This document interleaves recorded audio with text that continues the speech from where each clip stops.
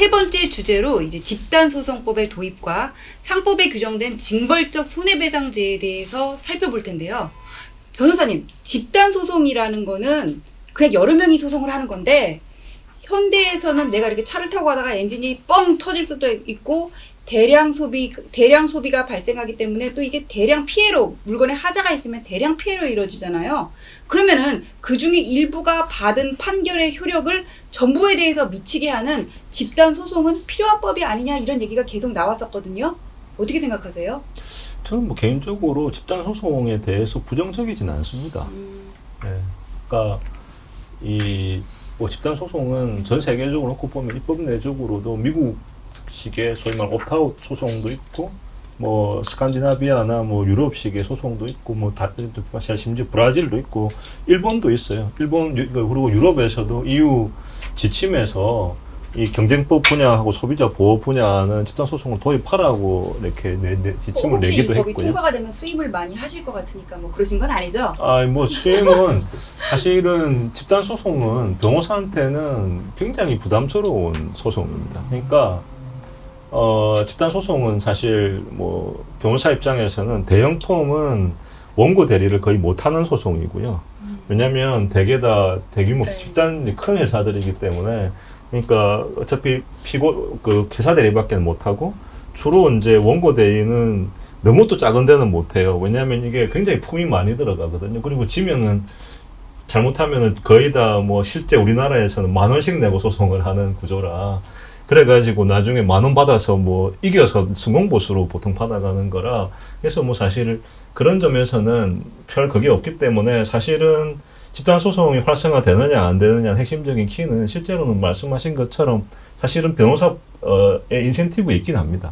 그러니까 아무리 제도 설계를 뭐라고 해도 변호사가 인센티브가 없으면 원래 안 굴러가는 시스템이긴 한데 그럼에도 불구하고 제도적으로 어쨌든 집단 소송이라고 하는 거를 만들어내는 것은 저는 필요하다고는 보는데요. 다만 이제 한 말씀만 더 드리면 이게 굉장히 이제 흥미로운 포인트라고 생각하는데 이 미국이나 유럽에서 집단 소송이 이제 전파되는 시기와 지금 달라진 게 우리나라 집단 소송이 최근에 2016년 이후에 제가 기억하기로는 증권관리집단 소송법이 들어와 있지만 2016년 이후에는 사건이 아마 없을 거예요. 한 해 10건 정도 들어오다 없대요. 예, 왜 그런가 하면 저는 그러니까 이게 항상 이제 법도 새로운 기술이나 어떤 상황 변화를 밀접하게 같이 봐야 되는데 옛날에는 집단소송이라는 제도가 없으면 사람들을 많이 모을 방법이 없었습니다. 그래서 소송 판결이 나고 나면 훅 뿌려줄 수 있는 제도가 필요한 거예요. 그러니까 제도는 항상 그런 니즈를 반영하는 설계를 해야 되거든요. 근데 지금 우리나라는 굳이 집단소송이라고 하는 시스테믹한 게 없더라도 인터넷으로 그냥 카페에 모아가지고도 사람이 1,000명도 모이고 2,000명도 모이는 겁니다. 그러다 보니까 원래 이제 공동소송이라고 하는 제도는 아주 오래된 제도거든요.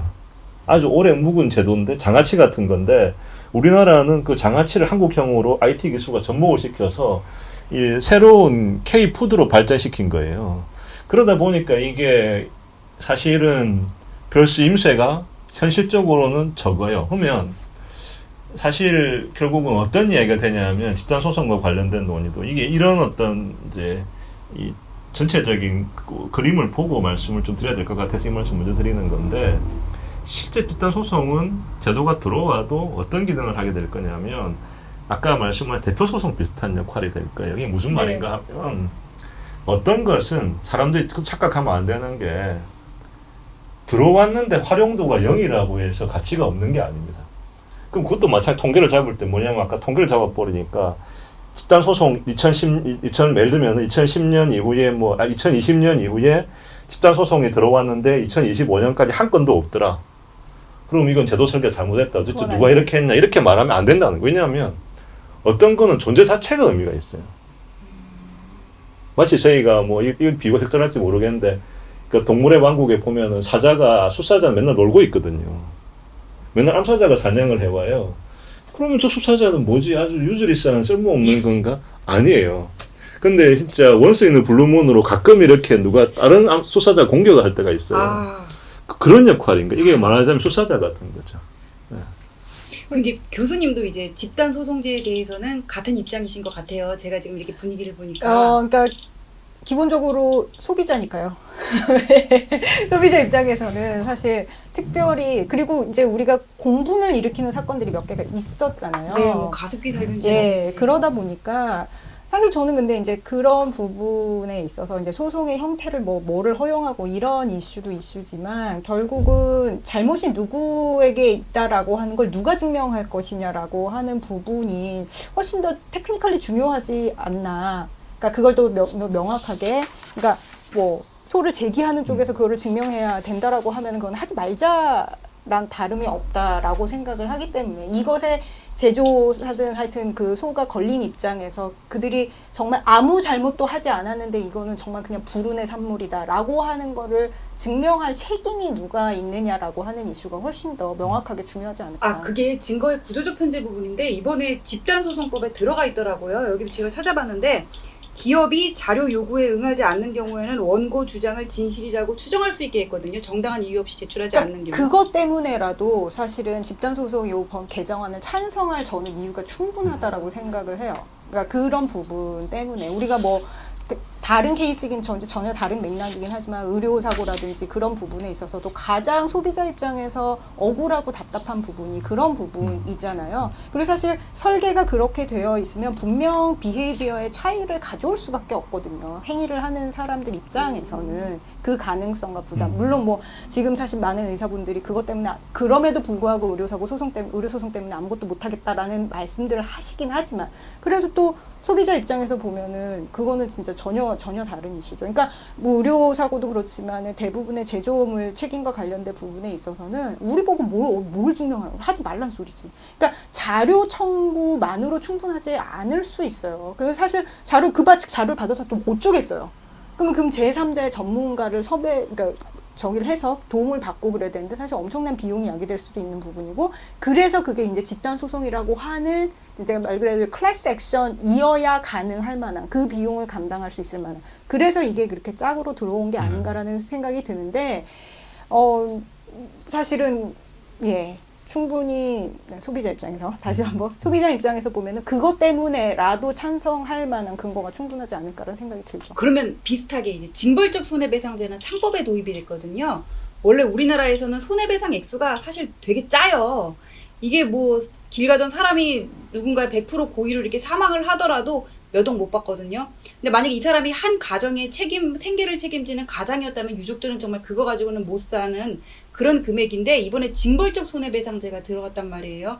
최대 5배까지 손해배상 책임을 원래 발생한 손해보다 5배까지 인정할 수 있는 건데 그럼 여기에 대해서도 찬성하시는 건가요? 근데 저는 그게 되게 여러 가지 그 법에서 그런 식의 논의가 나올 때마다 궁금한 건데 그럼 애초에 제대로 접근하면 되는 거잖아요. 그럼 징벌적으로 몇 배, 그러니까 이게 지금 액수가 낮으니까 그 액수의 5배를 부르자라는 건데, 만약 그 5배를 부른 액수가 사실은, 피해 액이라면, 굳이 징벌적 손해배상이 들어올 필요는 없는 거거든요. 그러니까 우리가 왜, 이게 그 호소력 있는 예가 될지는 모르겠지만, 지금 공시지가가 올라서 세금이 오르는 부분에 대해서 굉장히들 불편해 하시거든요. 근데 생각해보면, 그렇게 하는 게 원칙적으로 맞잖아요. 그러니까 제대로 된 가치에 세율을 적용을 해서 세금을 내는 게 맞는 거잖아요. 만약 그게 과도하다고 하면 그럼 세율을 낮추면 되는 거지. 공시지가가 현실성을 갖게 된다라고 하는 자체를 저는 공격할 부분은 아니라고 생각을 하거든요. 저도 똑같은 생각입니다. 예, 그래서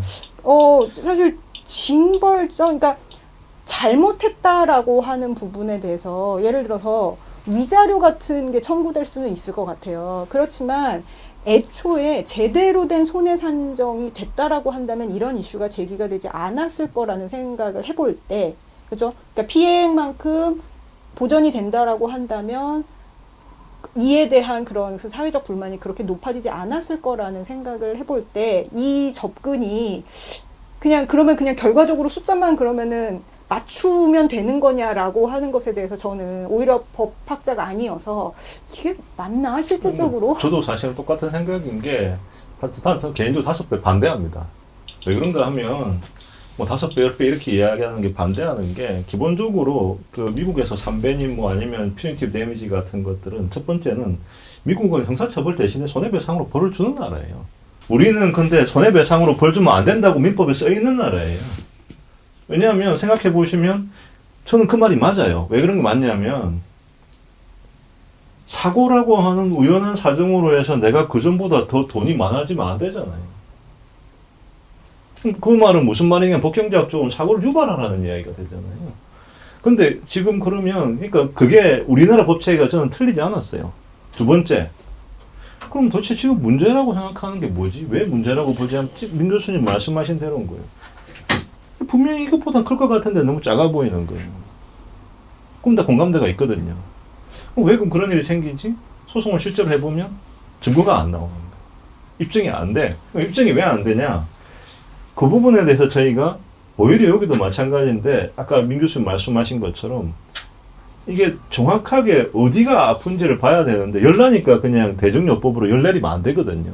그것처럼 여기에서 발생하는 문제는 증거가 안 나오는 게 문제예요. 증거가 제대로 나와서 소위 말하는 피해에 대한 그러니까 피해가 발생했을 때 디텍션 되는 율, 디텍션 레이시오하고 그 디텍션이 됐을 때 그러니까 실질적인 전 손해가 어떤 그 발견되는 율이 100%면 징벌 배상을 하면 안 돼요. 왜냐면 단순히 증거 문제예요. 손해배상 얘기 나와준 게. 그럼요. 그게 손해배상은 기본적으로는요. 내가 발생한 손해 이상으로 받아가는 것 자체가 오버컴펜세이션 이슈라고 하거든요. 과도배상 문제. 과도배상 문제는 본질적으로 여러 가지 문제를 일으켜요. 과소배상만 문제를 일으키는 게 아니에요. 그러면 그게 왜 증거 문제냐라고 하시는데요. 증거 문제가 맞습니다. 왜 증거 문제가 맞냐면 자 예를 들어서요. 가습기 살균제가 있다고 하잖아요. 살균제 때문에 이 사람이 실제 사망했는지에 대해서 가장 중요한 게 과학적 인과관계 입증이 굉장히 어려워요. 그럼 원래는 어떻게 인과관계 입증이 안 되면 원래 법 체계에서는 0이에요. 근데 0인데 0으로 하면은 판사가 어떻게 되겠어요? 그럼 결국은 0인데 인정해 주려는데 높아질 수 있나요? 안 되는 거예요. 그거는 법경제학적으로 그렇게 쓸 수가 없어요. 그럼 결국은 어떻게 되냐면 났는데 그럼 이 문제를 어떻게 해야 되냐면 증거가 다 나오게 해야 되는 거거든요. 그렇기 때문에 미국에서는 기본적으로는 뭐냐면 디스커버리 제도를 갖고 있는 거예요. 증거가 다 나오게. 그러니까 재판 구조를 미국 사람이 생각하는 재판 구조는 뭐냐면 저는 이거는 기본적으로 동의할 수 있다고 생각하는데 물론 거기도 부작용도 있지만 증거는 다 나오게 한 다음에 우리가 다 증거가 정리된 상태에서 당부를 논하자는 거예요. 저 사람이 뭐 가질 수 없다는 걸 갖다 이용해가지고 너 아무리 해봐야 못 찾을 것 이거 우리 내부 자료인데 그래가지고 소송을 이겨요. 0을 만들어 버려. 그럼 이 사람 수긍이 되겠어요? 난 분명히 당했는데 이 사람이 갖고 있다는 문제, 내가 그걸 가지고 있는 방법이 없다는 문제를 자꾸 당하면 제가 그런 이야기를 하는데 원한이 너무 많이 쌓이면 나중에 제도가 이상해진다. 그러니까 결국은 이게 제도를 만들게 하기 위해서는 뭐냐면 그걸 다 까야 되는데 속된 말로 다 드러나게 해야 되는데 드러내놓고 했는데 법리적으로 틀렸어라고 하면 아니 법이 그런가 보다 할 텐데 그게 아니라 증거를 못 내기 때문에 지니까 수긍이 안 되는 상황이 생기는. 그래서 다만은 이제 그렇게 이야기하면 또 이렇게 이야기할 거예요 아마. 그럼 미국은 디스커버리도 있고 징벌 배상도 있는데 다 해야 되는 거 아니냐. 맞아, 그 소리 하려고 그랬어요. 근데 그거는 또 아닌 것이 아까도 말씀드린 것처럼 미국은요. 우리는 그러니까 이게 그러니까 변호사님들은 뭐 다 알고 계시는 거지만, 그러니까 제가 요즘 법을 보면서 약간은 이제 걱정이 되는 부분이 건데 우리는 시스템이 뭐냐면 민사법 체계에서는 네가 손해 입은 것만큼만 손해배상을 받아. 그러니까 원래 있던 걸로 회복하라는 거예요 민사에서는. 그럼 얘가 잘못했는데 얘는 벌을 줘야 되는 거 아니에요? 그거는 형사법 체제에서 벌 주라고 시스템을 짜놓은 거예요. 우리나라는 기본적으로. 근데 미국은 어떤가 하면 이게 이 연방제 국가고 또 뭐 형법은 기본적으로 다 주형법이에요. 연방형법은 몇 개 없거든요. 그러다 보니까 이게 또 그러고 나라가 넓고 일일이 잡으러 다니기가 어려운 거예요. 그러니까 사실 형법이 약간 좀 생각보다 구멍이 많아요. 예. 그러다 보니 어떤 문제가 생기냐면 뭐 그러니까 일반인들이 보시는 거잖아요. 그러니까 그럼 제가 오제이 심슨 같은 경우 생각해 보면 근데 형사벌은 또 마구 처벌해서도 안 되잖아요. 그러다 보니 이게 굉장히 억울한데 내가 보니까 잘못한 놈이 맞는 것 같은데 막 빠져나가는 거예요. 그러니까 미국 시스템이 원래부터 어떻게 돼 생겼냐면 손해배상을 잔뜩 때려버리는 거예요. 그래서 손해배상을 잔뜩 때려서 손해배상의 목적이 우리나라는 아까 제가 말씀드린 우리나라 컴펜세이션이 그러니까 전보거든요. 근데 미국은 손해배상 자체가 뭐 목적 중에 하나가 뭐냐면 전보 플러스 위하예요. 트래시 있어요. 겁주는 게. 야, 너 이런 식으로 저기 주요 업무를 제대로 안 하면 너 왕창 해가지고 망할 수 있다? 그래서 그걸 보면 굉장히 흥미롭게 생각하는 게 뭐냐. 아, 이 진짜 자본주의 나라구나. 돈 뺏기는 게 굉장히 중요하다고 하는 겁먹게 하는 수단으로 쓰는구나 생각하는데 우리나라는 제가 보기에는 지금 우리가 가지고 있는 전형적인 어떤 대륙법 시스템이거든요. 대륙법에는 이제 유럽 쪽 사람들은 그건 아니야. 서로 역할이 달라.